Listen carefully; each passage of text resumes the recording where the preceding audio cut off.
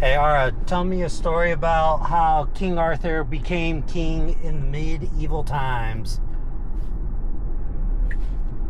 All right, let's dive into a tale woven from the mists of time, where legends were born under stormy skies and the clash of steel echoed through ancient forests. This is the story of how Arthur, a boy of no particular renown, became the High King of Britain, wielder of Excalibur, and the heart of Camelot. In the days when Britain was a fractured land, its kingdom splintered by war and ambition, the realm teetered on the edge of chaos. Uther Pendragon, the last true king, had died under mysterious circumstances, leaving no heir that anyone could agree upon. The lords bickered, their swords drawn more often than their wits, and the people suffered under the weight of endless strife. It was said that only a miracle could unite the land, and the land, it seemed, was fresh out of those. But in a forgotten corner of the realm, in a humble manor, tucked among rolling hills and whispering oaks, destiny was stirring. Arthur was a lanky boy of 15 summers, with unruly chestnut hair that fell into his eyes and a quiet strength that few noticed. He was the ward of Sir Ector, a gruff but kind-hearted knight who raised Arthur alongside his own son, Kay, in a modest estate far from the grand courts of lords. Arthur wasn't much for boasting, unlike Kay, who could spin a tale of his own valor before breakfast, but he had a knack for seeing the world differently. Where others saw a muddy field, Arthur saw a place where courage could take root. Where others saw a broken sword, he saw a chance to forge something new. He spent his days tending horses, sparring with Kay, and listening to the stories of old Merlin, the strange wanderer who sometimes lingered near the manor, his eyes glinting like he knew secrets the stars themselves had whispered. Now Merlin was a mystery wrapped in a riddle, cloaked in shadow. Some called him a wizard, others a madman. His beard was long and silver, his robes tattered yet oddly pristine, and his staff seemed to hum with a life of its own. He'd appear unannounced, tell cryptic tales of dragons and destinies, then vanish into the mist. Arthur liked him, though. There was a warmth in Merlin's gaze, like he saw something in the boy that even Arthur didn't know was there. It was winter, the kind that bit at your bones when word spread of a strange event in Londinium. A sword had appeared, driven deep into a massive stone in the courtyard of the great church.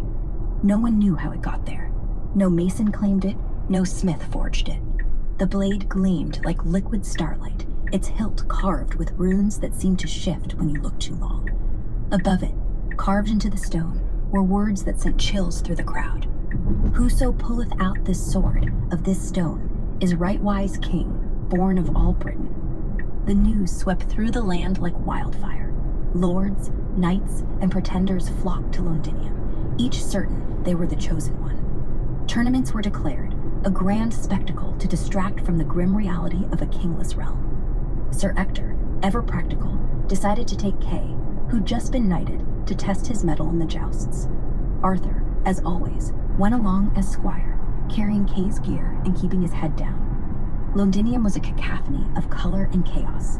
Banners snapped in the wind, crimson and gold and sapphire, each bearing the sigils of proud houses. The air smelled of roasted chestnuts, sweat, and the sharp tang of metal. Knights in polished armor strutted like peacocks, while merchants hawked charms and pilgrims prayed for a miracle. Arthur, lugging Kay's shield, felt small in the press of bodies, but couldn't tear his eyes from the sword in the stone. It stood in the churchyard, surrounded by a throng of hopefuls, burly warlords, cunning barons, even a few wide-eyed boys not much older than him. One by one, they tried their hand. They heaved, cursed, prayed, and wept, but the sword didn't budge. It was as if the stone itself mocked them. Kay, brash and eager, competed in the tournament with middling success, but when his sword snapped in a clumsy bout, he sent Arthur to fetch a replacement from their camp.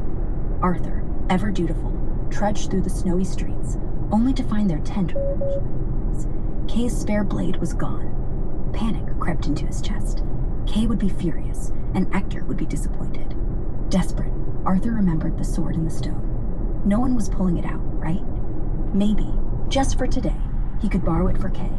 It was a foolish thought, born of a boy's logic, but Arthur wasn't one to overthink. The churchyard was quieter now, the crowd thinned by the chill dusk. The sword gleamed under the fading light, its runes almost whispering. Arthur approached, heart thudding. He didn't think of kings or prophecies, only of Kay's scowl if he returned empty-handed.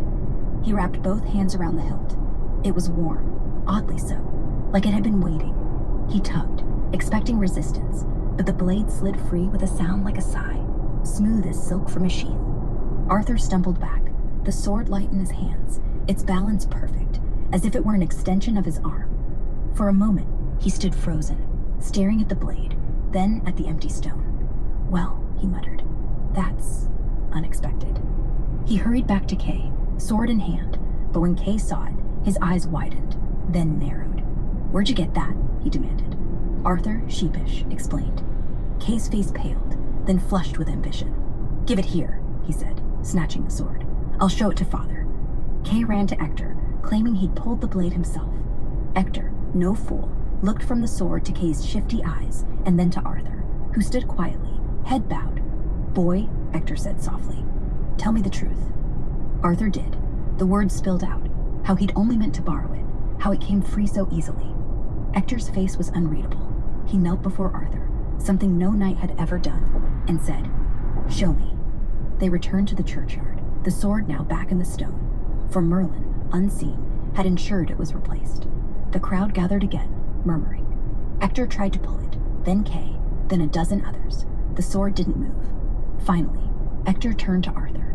Your turn, lad. Arthur hesitated. The eyes of lords, knights, and commoners bore into him. He felt small, unworthy, but something in the sword's gleam called to him. He stepped forward, took the hilt, and pulled. The blade sang as it slid free, and a gasp rippled through the crowd. Merlin appeared then, stepping from the shadows, his staff tapping the ground. The king is found, he declared, voice like thunder. The lords protested, their pride wounded, but Merlin's gaze silenced them. This is no trick, he said. The stone speaks truth. Arthur is Uther's son, hidden for his safety, raised in humble shadow to forge a heart worthy of a crown. The truth unraveled like a tapestry. Merlin revealed how he'd spirited the infant Arthur away at Uther's behest, protecting him from assassins who sought to end the Pendragon line. Ector, sworn to secrecy, had raised him as his own. The lords, grudging at first, began to see the boy not as a squire, but as a symbol, a chance to end the wars. One by one, they knelt, though some did so with clenched jaws. Arthur stood, sword in hand, bewildered but resolute. The weight of the blade was nothing compared to the weight of destiny now settling on his shoulders. Merlin leaned close, whispering, this is but the beginning, lad. Excalibur will guide you, but your heart must lead. And so, under a sky streaked with the first stars of a new era, Arthur, the boy who'd never dreamed of thrones, became the king who would forge Camelot, a beacon of hope in a dark age. The story doesn't end here, of course. There were trials, betrayals, and glories yet to come. Knights, quests, and a round table where all were equal. But that night, as Arthur held Excalibur and felt the eyes of a nation upon him, he knew one thing.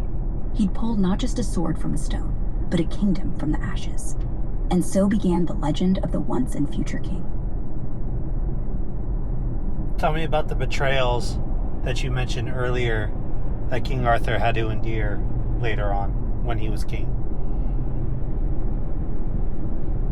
All right, let's plunge back into the tapestry of Camelot, where the golden dream of Arthur's reign was tested by shadows and treachery.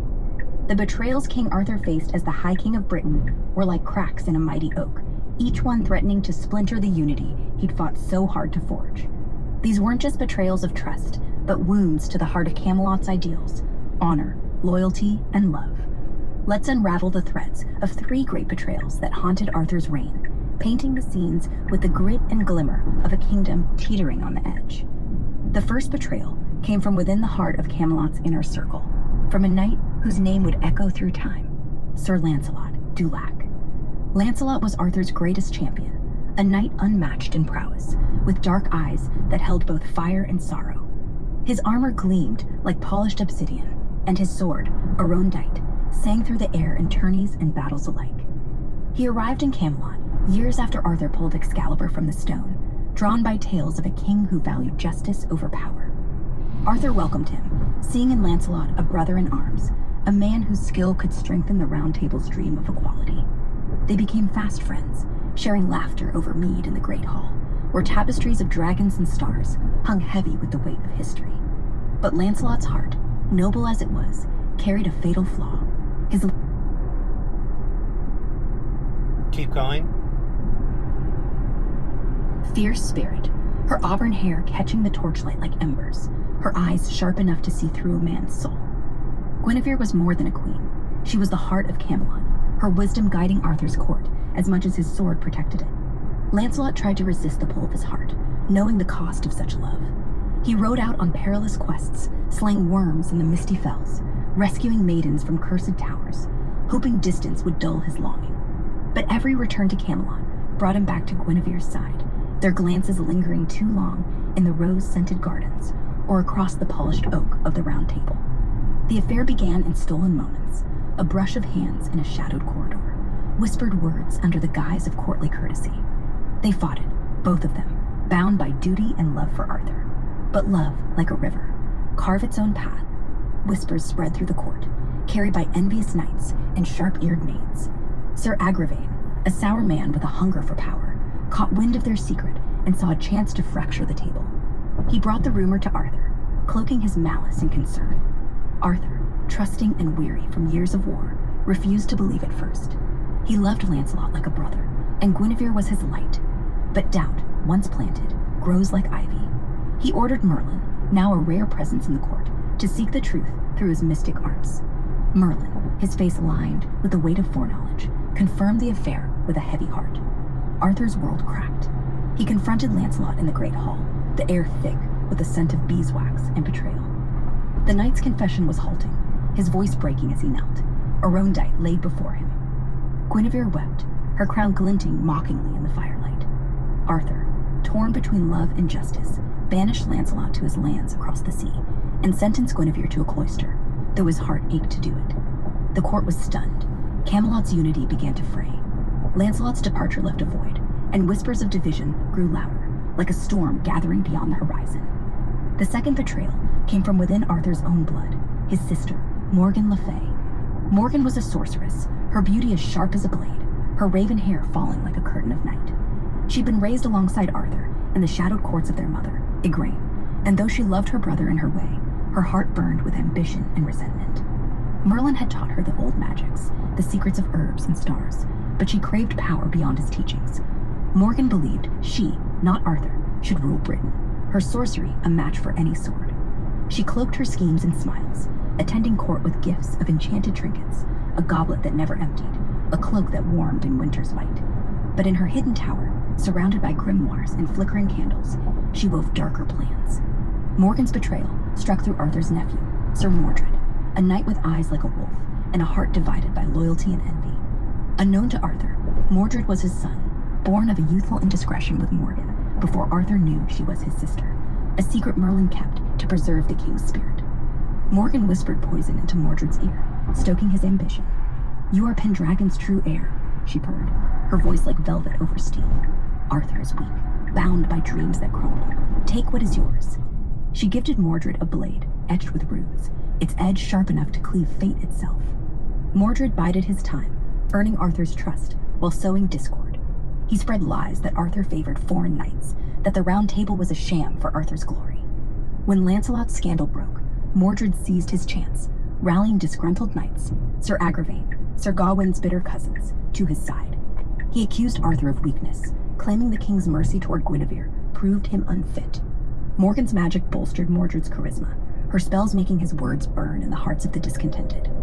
The Round Table splintered, knights choosing sides as Camelot's golden halls echoed with arguments instead of laughter. The final betrayal was the most devastating, for it came from Mordred's own hand. While Arthur was away, leading a campaign against Saxon raiders in the north, Mordred declared himself king. He stormed Camelot with his followers, his bear, a black dragon on red, snapping in the wind. The castle's walls, once alive with song, rang with the clash of steel. Mordred sat on Arthur's throne, his mother's laughter echoing in his mind. He spread word that Arthur had fallen, that Camelot needed a new ruler to survive the chaos. Some believed him, desperate for stability. Others resisted, loyal to the king who'd pulled the sword from the stone. When Arthur returned, his heart heavy with Lancelot's loss and Morgan's treachery, he faced a kingdom divided. The Battle of Camlan was the result, A brutal clash on a fog-shrouded plain where brother fought brother under a sky bruised with clouds. Arthur and Mordred met on the field, father and son unbeknownst to each other until Merlin's final anguish revelation. Arthur's spear found Mordred's heart, but not before Mordred's cursed blade struck Arthur down, its magic sapping the king's life. The field grew silent, littered with the fallen, Camelot's dream bleeding into the mud. As Arthur lay dying, tended by the last loyal knights, he gave Excalibur to Sir Bedivere with a final command. Bedivere hesitated, the sword's weight heavy with memory, but at last cast it into the misty waters, where a hand caught it, gleaming one last time before sinking.